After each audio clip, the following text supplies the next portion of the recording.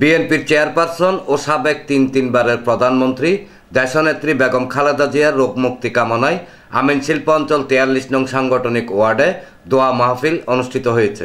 শনিবার বাদে আসর চট্টগ্রাম মহানগর বিএনপির সাবেক সহশ্রম বিষয়ক সম্পাদক মোহাম্মদ আবু মুসার ব্যবস্থাপনায় শান্তিনগরস্থ তার বাসভবনে আয়োজিত মাহফিলে পাঁচলাইশ থানা বিএনপির সাবেক সহসভাপতি আবুল বশর, ৪৩ নং ওয়ার্ড বিএনপির সাবেক সহসভাপতি আব্দুল হালিম, যুগ্ম আহ্বায়ক মোহাম্মদ আশেক মিয়া, সহসাংগঠনিক সম্পাদক আব্দুল কাদের, পাঁচলাইশ থানা স্বেচ্ছাসেবক দলের সদস্য মোহাম্মদ সুমন ইসলাম, পাঁচলাইশ থানা জাসাসের সহসভাপতি মোহাম্মদ কাইয়ুম, ওয়ার্ড ছাত্রদল নেতা মেহেদি আহমেদ ইমন, জজ মিয়া, আলম সওদাগর, মোহাম্মদ শাকিল, আব্দুল হক সহ আরও অনেকে উপস্থিত ছিলেন।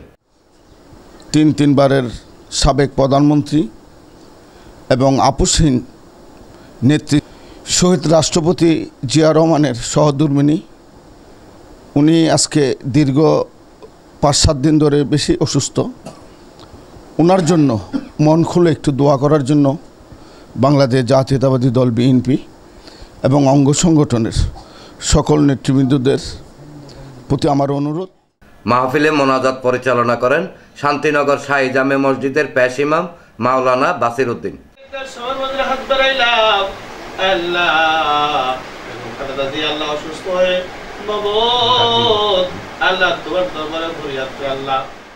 ডেস্ক রিপোর্ট, প্রগতি 24 টিভি।